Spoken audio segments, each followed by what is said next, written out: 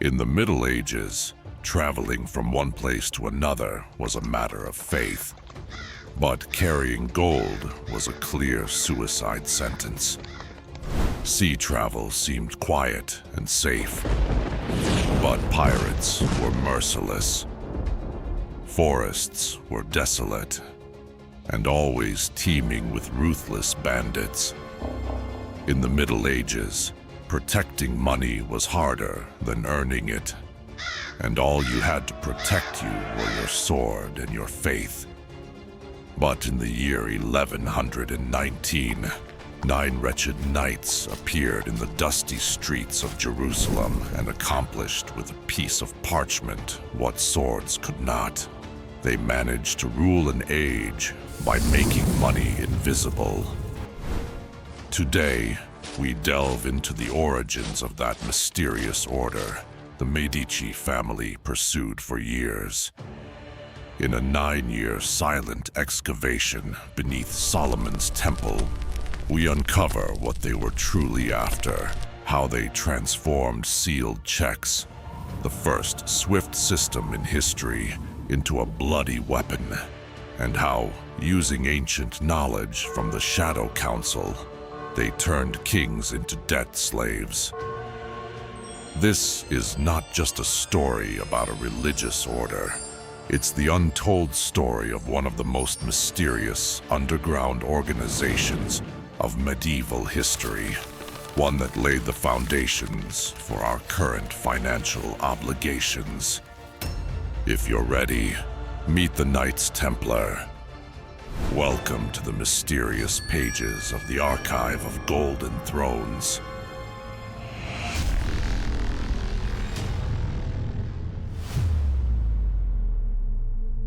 Hugues de Payens and his 8 companions arrived in Jerusalem in a wretched state. Their armor rusted and worn. They looked so poor that 2 knights rode on a single horse. Or so they wanted onlookers to believe. This mask of poverty was merely a form of emotional manipulation. And these knights did their job very well.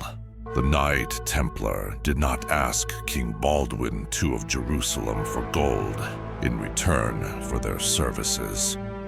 They requested only one privilege: to reside on the ruins of Solomon's temple and to worship there at their leisure. The king gladly granted the request of these 9 harmless men. However, he had made a grave mistake. For 9 years, they did not protect a single pilgrim. They did not put a single infidel to the sword.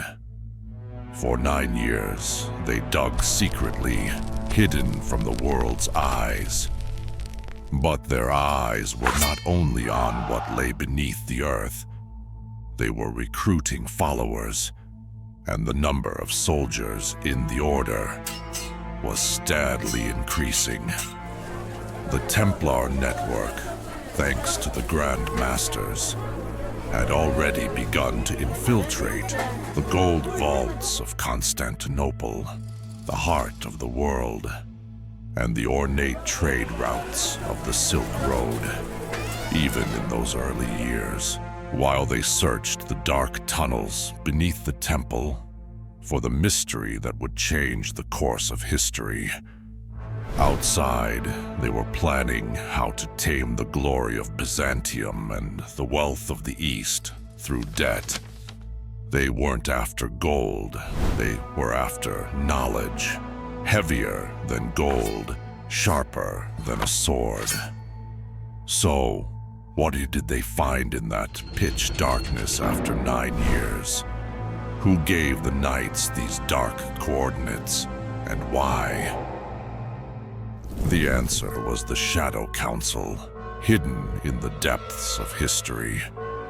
These ancient sages, who for centuries had guarded the mathematical code of money and power, whispered to the 9 knights the location of the copper tablets inscribed with the science of debt.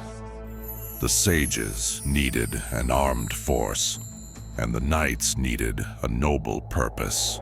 Deep within the temple, they finally reached the copper tablets said to have been hidden by King Solomon himself beneath his throne.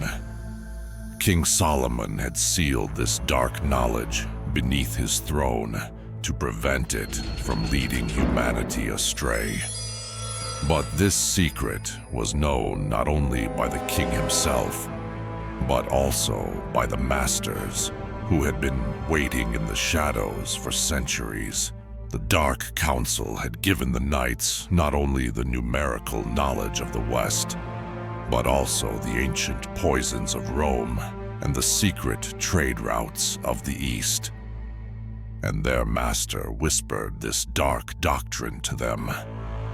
If you kill a man with the sword, all his descendants will become your enemies. But if you enslave a man with debt, all his descendants will serve you. The Knights embraced these poisonous teachings to amass power. They were now mere pawns, believing they lived for their own holy cause. Their faith in God had been hijacked by the masters underground. Their knightly oaths were replaced by a financial pledge of loyalty. The Templars were no longer a religious order, but the financial executors of this ancient council. When the 9 Knights emerged from the tunnels with the final copper tablet, they were now potential billionaires. However, the formulas written on the tablets weren't just for accumulating gold. They also contained codes to make the gold invisible. Using mathematical formulas found on tablets, they established the first and most effective financial network in history, the check and promissory note system. A merchant would deliver his gold to the Temple House in London, receiving in return a piece of parchment bearing a seal. Weeks later, hundreds of kilometers away in Augsburg or in the bustling markets of Constantinople, he could present that paper to retrieve his gold. Does this system sound familiar to you? This was the first swift system in history. Money was no longer a physical commodity, but merely data circulating between the seals of the Templars.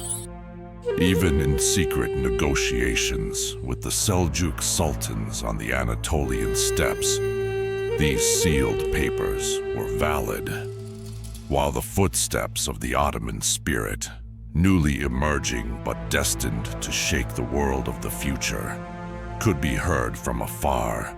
The Templars had already driven the ancient trade of these lands underground.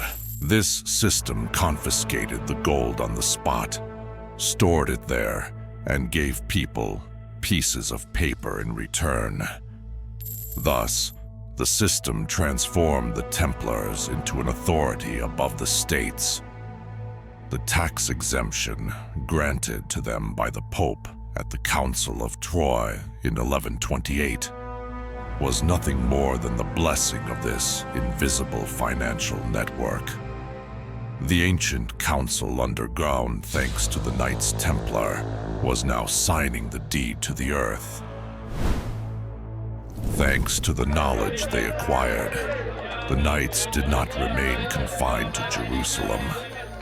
They spread like a network, from London to Paris, from Rome to Anatolia. And wherever they went, they carried with them the shadow orders and promissory notes they had obtained under that temple. No one realized it, but the world was no longer ruled by kings, but by those sealed papers in the hands of these 9 men. This was the birth of the world's first central bank, and the modern secure debt system that still traps us today. Do those sealed papers look familiar to you? Could there be a symbol of that seal on the banknotes you carry in your wallet today? In the next installment, we move on to the most inspiring and darkest of the seals. Part 2 of the Templar series. Templars, Lord of Kings, follow the shadows, for the truth still awaits discovery within the sealed chests.